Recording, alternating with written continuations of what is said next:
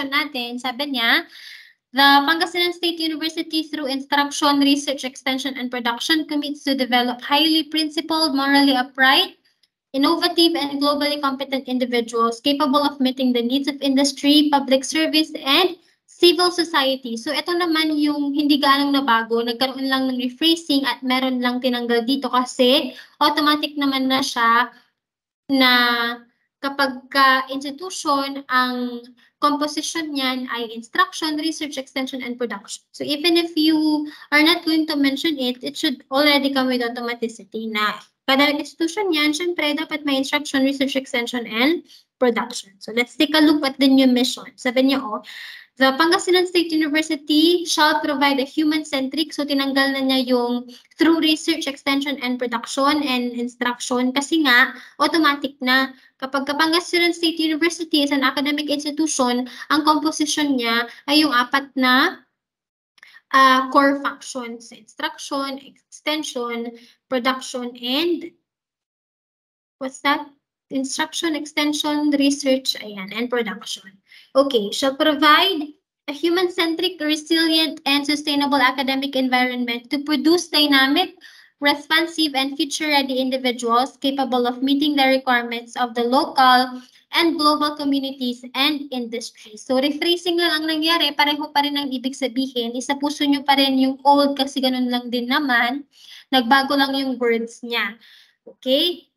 Ang gusto kong emphasize dito sa mission ay meeting the requirements of the local and global communities and industries. Ibig sabihin, if you are a graduate of Pangasinan State University, it means that your qualification fits the standard of not only the institutions here in the Philippines, but also the institutions of offshore, of abroad, of other countries. Dapat hindi ka lang dito sa Pilipinas kwalipikado, pero ikaw din ay competitive pagdating sa ibang bansa. Kapag nag-apply ka din doon, dapat tatanggapin ka kasi nga recognized yung ating university. At yung kakayahan mo bilang graduate ng Pangasinan State University ay tugma, hindi lamang dito sa Pilipinas, pero to global communities and industries as well. Okay, so it's not a pressure kasi we can do that. Ang dami nga nating naipapadala sa ibang bansa ng mga product ng Pangasinan State University, excelling in the academe. Marami na tayong foreign language teachers in Thailand na galing sa PSU, etc. However, let me also emphasize to you na doon sa ating 3-year study, makukonsider ka lang na successful kapag kayong present job mo ay in line sa tinapos mo sa university. For example, PSIT ka, dapat yung job mo ay may kinalaman sa information technology. Kapag ka-graduate ka din ng BSED, Bachelor of Secondary Education or Elementary Education, dapat ikaw ay teacher. So, dapat may alignment. Align ka doon sa kursong tinapos mo. Okay? Alright, and then strategic goals na tayo. We have 5. SG1, industry-focused and innovation-based student learning and development. As I have said, this is in connection with the university vision. What our university president wants for all of us is to be very innovative, to be very inventive, be very creative, ayan, output-driven. Ayan, focus natin is on product, on generating outputs, ayan, on generating innovations. Okay? And then SG2 naman, responsive and sustainable research, community extension, and innovative programs. SG3, effective and efficient governance and financial management. This is more on the part of the administration, but you can also help as students by taking care of the resources. This is my greatest puzzle kahit nung nasa nag-aaral pa lang ako. Paano ba kasi nasisira yung mga pintuan sa CR? Ano bang ginagawa ng mga estudyante? Ano bang ginagawa niyo? Bakit laging nasisira yung mga pinto sa CR?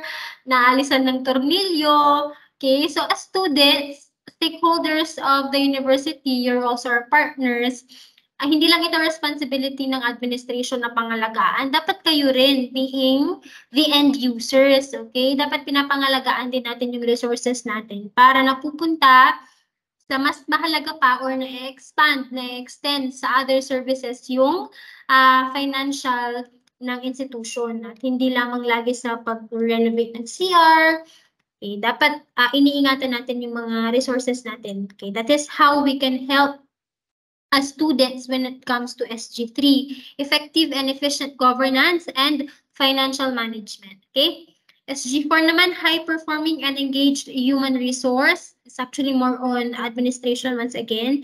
And then SG5, strategic and functional internationalization program, or our capacity to partner with offshore institutions, or yan, linkages ang tawag natin dyan, yung mga partners natin sa iba't ibang bansa katulad ng Thailand, Vietnam, Indonesia. Yan so far yung mga naririnig kong partner ng Pangasinan State University. Okay? In the ASEAN region. So tingin ko may mga iba't ibang partners na rin naman na tayo na hindi lamang sa rehiyon natin, hindi lamang sa ASEAN. Okay? We are one step closer to introducing ourselves to the global arena. Okay, so that is it. I-memorize nyo yan dahil quiz nyo yan for next face-to-face meeting. Do you have any questions, class, regarding vision, mission, and strategic goals? May katanungan ba? Okay, if you don't have any more questions, pumunta na tayo doon sa syllabus ninyo. This is Life and Works of Rizal, tama? Nasabihan ko na sa inyo last time kung ano yung gagawin natin dito. Magbabasa kayo, tapos sa classroom, tanungan na lang, discussion na lang yan. I will be preparing my questions. Papasok ako sa classroom natin na may list of questions, 20 or 30, na ibabato ko sa inyo na dapat alam ninyo ang sagot. Saan ipinatapon si Rizal, sino ang nakasama niya, anong pangalan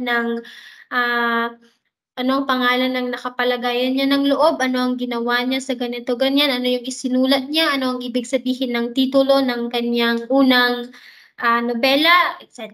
Yun yung mga pwede nating maging tanong. Okay?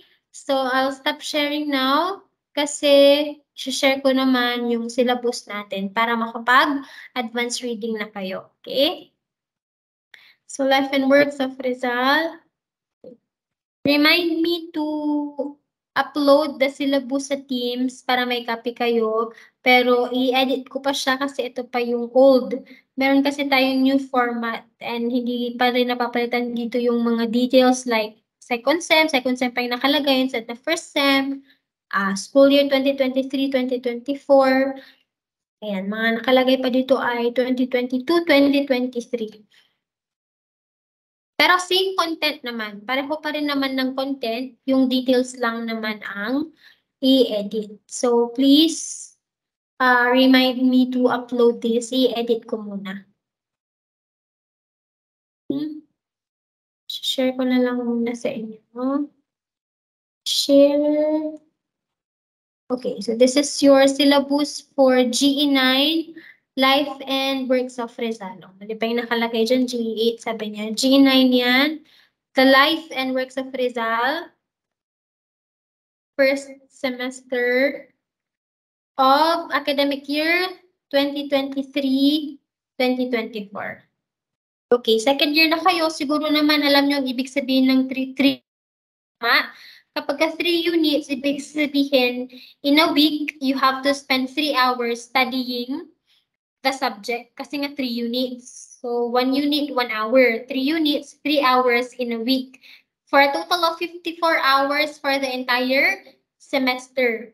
Okay, wala naman itong prerequisite. Actually, may mga nagpapa-add pa nga. Ibig sabihin, nakukuha ito ng kahit na anong year level na estudyante. Pwede mo siyang kunin ng first year, second year, third year, or fourth year, lalo na kapag ka-irregular ka kasi wala naman itong prerequisite.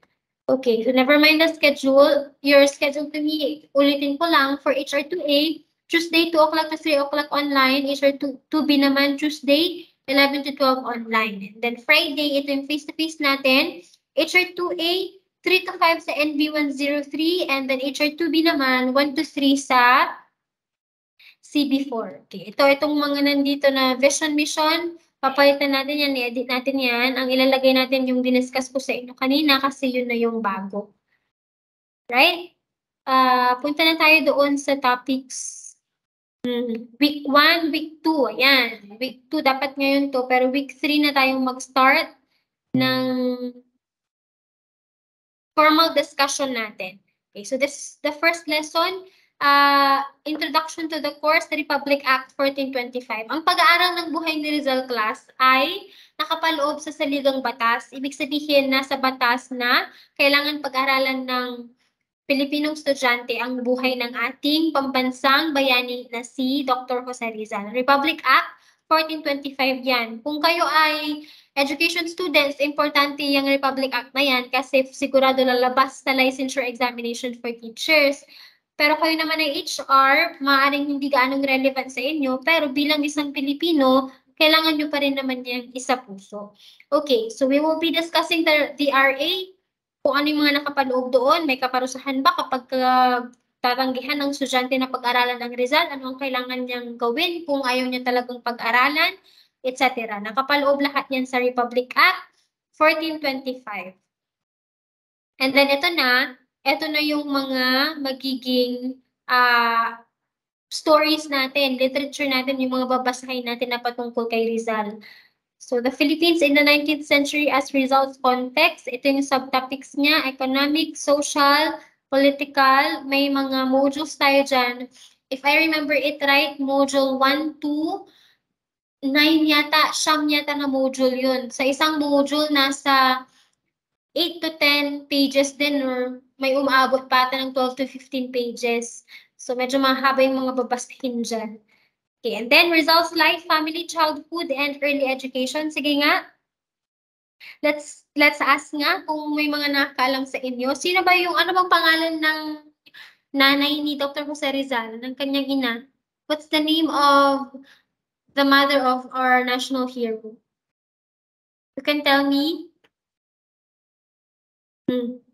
Kasi we have actually already studied this when we were in high school, junior high, senior high, na pag-aralan na natin itong mga to. Recall na lang. So, tingin ko sa junior high ito. Nakalimot na. Wala na. Oh, yes. Patrick Cuche. Theodora. Theodora. Yes. How about yung tatay niya? Jamaica, yung tatay naman niya. Yung pangalan ng tatay niya. Si Don. Yes, Nicole? Don Francisco Mercado. Okay, Don Francisco Mercado.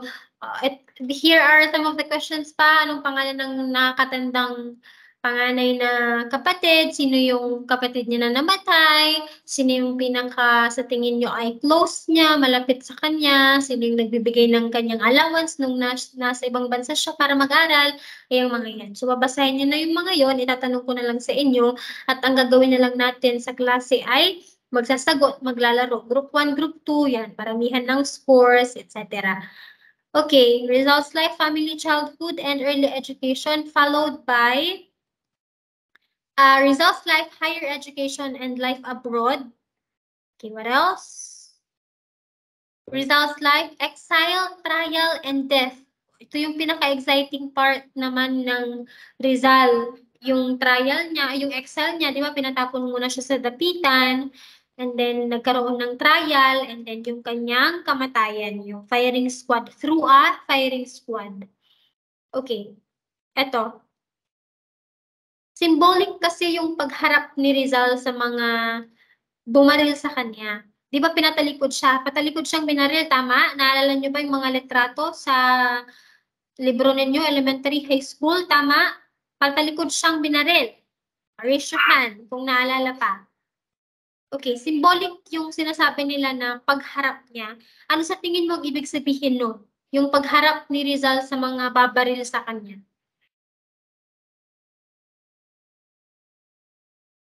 Would like to answer? Yes, Nicole? Sa tingin ko po yung pagharap niya doon sa mga babaril sa kanya, parang pinapakita lang niya na hindi siya takot para doon sa hindi siya takot na mamatay para doon sa mga Pilipino. Okay, thank you, Nicole. So aside from hindi takot, ang ibig sabihin ng pagharap niya ay para patunayan na hindi siya taksil. Dahil kapag binaril ka ng patalikod, ang ibig sabihin nun, taksil ka ng bayan. Suwail ka, traidor ka. Ayan, taksil ka ng bayan. Kaya gusto niyang humarap, gusto niya na barilin siya ng harapan kasi hindi siya taksil. Ang kanyang mga isinulat sa kanyang libro ay pawang katotohanan lamang. Yung bravery kasi nandiyan na yun eh. It's already given. Sa lahat ng mga ginawa niya, talaga namang constituting to one's bravery or heroism yung actions ni Dr. Jose Rizal. Okay, so aside... Oh yes, anything to say pa? Ni Dr. Jose Rizal yung mga sinulat niya po sa libro. Kaya umarap po siya sa mga sundalo na patayin po siya, ma'am. Yes, Alvin, tama.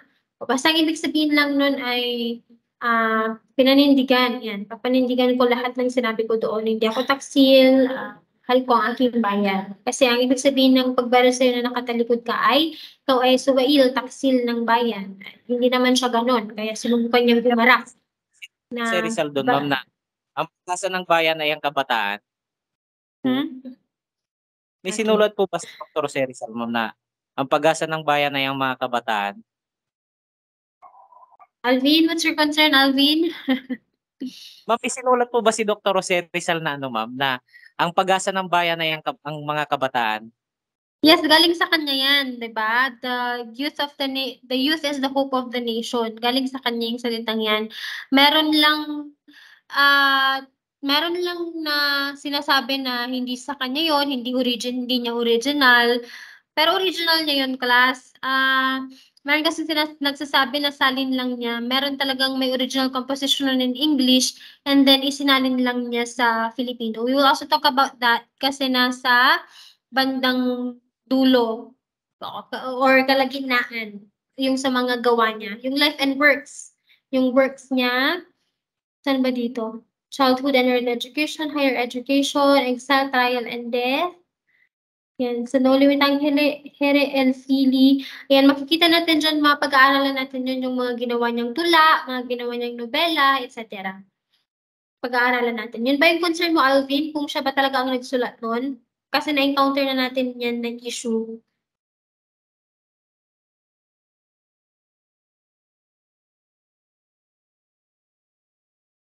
Okay, so let's proceed muna. After the life exile and trial, midterm examination muna, and then we will proceed with annotation of Antonio Morgas Succesos de las Islas Filipinas as the first lesson under finals na tayo. No Limitang Here, El Filibusterismo, and The Philippines a Century Hence. Ito na yung mga gawa ni Rizal. Other possible topics, letter to the women of Malolos on the indolence of the Filipinos. Ito na yung pwede tayong mag-debate kung ano ba ang palagay ni Jose Rizal sa mga kababaihan, ano ang tingin niya sa mga kababaihan. Ayan. Dito na tayo pwedeng mag-debate, etc. Jose Rizal and Philippine Nationalism, Bayani and Kabayanihan. Jose Rizal and Philippine Nationalism, the national symbol. And then, finally, final examination na. So, medyo mabigat yung sa may midterms dito, pero sa finals, okay na yan. Mga works na lang niya, hindi na yung mismong buhay niya. Kasi doon sa buhay, puro kwento-kwento talaga yung mga yun. Okay. Sa computation of grades naman, don't save muna. Remind me again, once again, to upload the syllabus sa ating MS Teams, pero i-edit ko muna kasi hindi yan yung updated. Okay, sa computation of grades natin, may i-share lang ako sa inyo na Excel. Hindi nyo naman siguro kilala itong mga taong ito. Pagkakilala nyo, di saglitan lang naman. Hindi ko na lang i-share. I will just tell how I compute grades, okay? Alright. So, in computation of your grades class, meron quizzes. Ayan. Home-based activities, studentship. Ang studentship ay divided by 2, attendance and recitation. Sa attendance class, kapag wala ka 0 for the day, and then kapag meron ka 1, and then the total ko yun sa midterm, for example, 15 days, 15 meetings. So pag 15 over 15, perfect mo yung attendance ng midterm. Ganun din sa finals. Bibilangin ko lang yung 1 mo doon. Bibilangin ko din yung 0 mo doon. Kasi kapag ka may consecutive 10, 0 ka na, 10 absences, pwede ka nang i-drop ng instructor. O, basahin yung student handbook ha. Kaya be very careful sa mga pala-absent at pala-late dyan. Hindi mo alam na drop ka na pala ni ma. Kasi may 10 zero ka na sa attendance. Okay, and then recitation, I can give as high as 100. Sa attendance at recitation, dapat nga bonus na yan kasi dyan humihila minsan ng grade ang students. Kaso nga lang, kapag hindi ka nagsalita ng buong semester, anong ilalagay ko sa recitation? So, nagsi-zero ako sa recitation class, ha? So, just be very careful. Ngayon, okay lang. I am already familiarizing names, yung mga nag-recite. Pwede ko madali ko nang makabisado yung mga yan.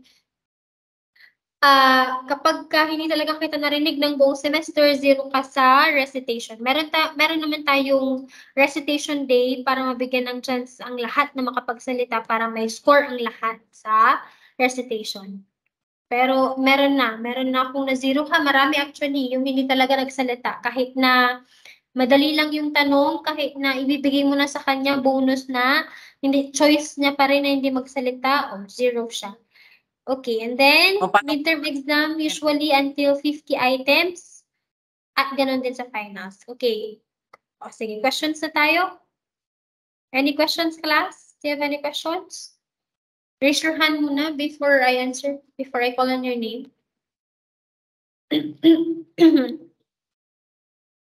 you have any questions? Yung kanina nagkasalita, raise your hand.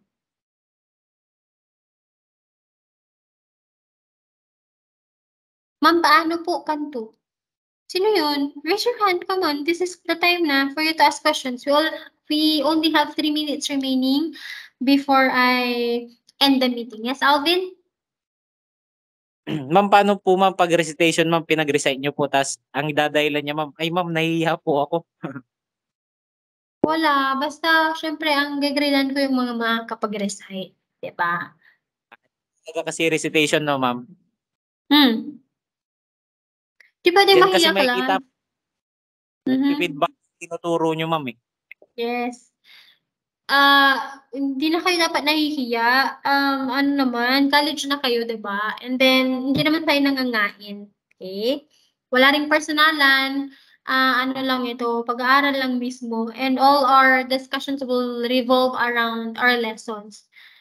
Could sometimes perhaps revolve around politics kapag related naman sa lesson natin, especially Rizal ito, so may political pa rin talaga.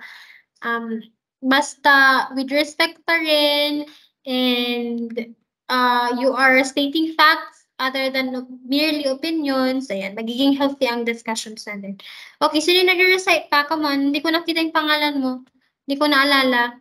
Yes, Warren? Ma'am, bali sa attendance ma'am kasi na-late po ako kasi kaka-break ko lang po sa work po. So pwede po kayo no? Sige, I'll take note of your name, Warren de la Cruz, para hindi ka ma-zero today. How about Jamaica? Attendance, paano po pag excuse po? Ayun. Thank you for reminding me, Jamaica. Kapag excuse ka at may valid kang reason, at nagkataon na kami ay nag-sit work, nag-activity, or nag-quiz, or nag-exam, dahil nga may valid reason ka, for example, na hospital ka, hindi mo naman kagustuhan, syempre, bibigyan kita ng chance to take the quiz or to take the activity or whatever it is or examination. Pero doon sa attendance, zero ka pa rin. For that day lang naman, hindi yung total. For that day lang. Okay? Kasi syempre, para fair doon sa wala talagang absence, yung talagang nandyan, yung presence niya, yung physical presence niya, yung hindi siya nagkasakit, yung hindi rin siya nagkaroon ng outside concern or outside activities, kaya present siya lagi sa klase. Pero don't worry kasi maliit lang naman ang attendance. At kapag excuse ka ay, you will be given nga the chance to comply with whatever you have missed for that day. Kasi nga, valid naman yung reason mo. So, pwede ka pa rin mag-quiz, mag-exam, mag-activity. Pero dun sa attendance, excuse ka na, letter E. O, syempre, pag bibilangin ko, yung letter E, katumbas pa rin ng wala. Tama? Kasi letter E lang, hindi siya 1. Okay, any more questions? Noreen? Ma'am, good afternoon, ma'am. Na-late po ako, ma'am, kasi kakalabas lang po namin ng hospital, ma'am. Okay, Noreen, malikdom. How about Zandrex? Ma'am, na-late din po ako, pero nakasama po ako kasi po nag-charge po ako ng cellphone. Oh, that's not a valid reason, Zandrex. Zaivan, pero ngayon, Okay lang ngayon kasi hindi pa naman formal yung classes natin. Nag-discuss lang ako ng vision mission at syllabus. Pero next time wala nang maliliit. Zaivan and Mary Okay po, Grace. ma'am. Okay, Mary Grace. Mary Grace, same concern? Ma'am, present po ako, ma'am. Bali, na-late lang po ako ng join. Okay, Rene Macam, pareho ng concern? Ma'am, na-late po ako. Ma'am, pati po, ma'am. Sige, wait lang. Ganito para mabilis. Open ko muna yung attendance sheet. Wala kayong next class. Mag-extend tayo ng 5 minutes lang. HR2A muna ha. HR2A, please raise your hand doon sa mga nali para mabigyan ko ng attendance ngayon. Ano lang ha, HR2A lang muna kasi hindi ko sabay na binubuksan yung class record. Magkahiwalay ito. HR2A lang muna. So we have Diaz. Diaz, wala ka naman sa HR2A, Diaz. Makalanda. HR2A muna. Makalanda, Monica. Alright. How about Salazar Rem? Okay. Sino pa? Payopay. Payopay, John Rodney. Ordona. MNO. Ordona, HR2B ka. Sabi ko 2A muna. Aquino Winard. 2A muna class ha. Aquino Winard. Who else? De La Cruz. De La Cruz Warren. And Bataan Carlos. Bataan Carlos. Bataan Carlos, kanila ka pa naman na 1. Okay, now HR2B. Sige, put down your hands. HR2A. HR2B naman na tayo. Okay, for HR2B, we have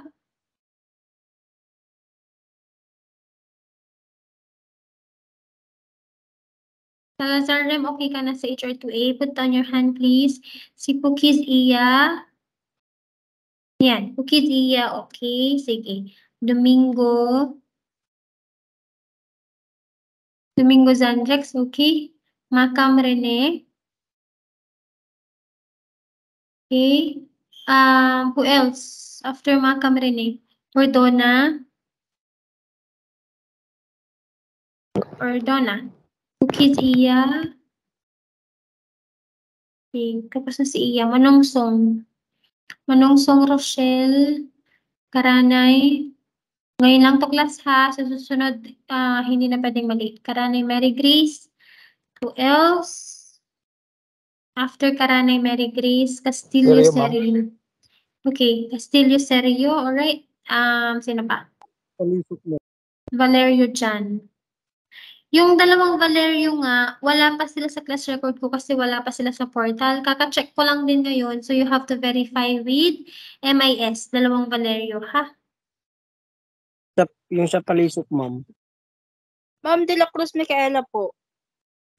Sige, Ma'am sige. Diaz Niña po. Sa isa ha, Palisok Zaivan. Who else? Malikdam Nordin. Diaz Niña. Okay. And Balderan Claire. Okay. Sino hindi? Ma'am De La Cruz po. De La Cruz Okay naman Micaela. si Balderan Claire. De La Cruz. Micaela po. Okay, De La Cruz Micaela. Ayan, okay na. Put down your hands sa mga hindi ko natawag. Okay na si Ordona, si Manongsong, si Macam, si Palisok, si Pukis. Okay, so kung wala ng concern, it's already 3:05. Baka may next class na rin kayo. It's so nice to meet you this afternoon to discuss our vision, mission, and strategic goals and also your syllabus for next meeting, quiz yan, and then first ever discussion natin. So please read na in advance. I-upload ko na lang yung syllabus para smooth flow ang ating discussion. Okay? So if you don't have any more questions, I'll be ending the meeting now. God bless all of you. Galingan sa susunod din yung mga klase. O, Tivera Irish, may pahabol ka pa ba? Anong section, Tivera Irish? 2A, ma'am. Ma'am, may question lang po. Yes? Ma'am, about po sa mga materials na babasahin po namin, manggagaling po ba yun sa inyo or magre-research po kami? Meron kasi may module tayo ng Rizal. Para iisa lang tayo nang gagamitin. Iisa lang ang source natin. Thank you, ma'am. Okay, sige. Alright, wala nang ibang katanungan. 3:06 na may klase rin ako.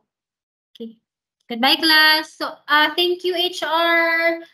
To Biha na nag-join kayo, I appreciate it. Kasi wala pa naman kayong klase. Thank you very much. Bye-bye, ma'am. Always Para take hindi care. masayang yung araw, di ba? Kasi kanina hindi tayo nakapag-meet ng 11 to 12. O, di alugi kayo kumon. Ang nakapag-aral lang ngayon, 2A. Buti na lang, nag-join kayo. Okay, thank you very much. I'll end the meeting now. Goodbye. Goodbye, ma'am. Thank you, Take care. ma'am. Bye-bye. Okay.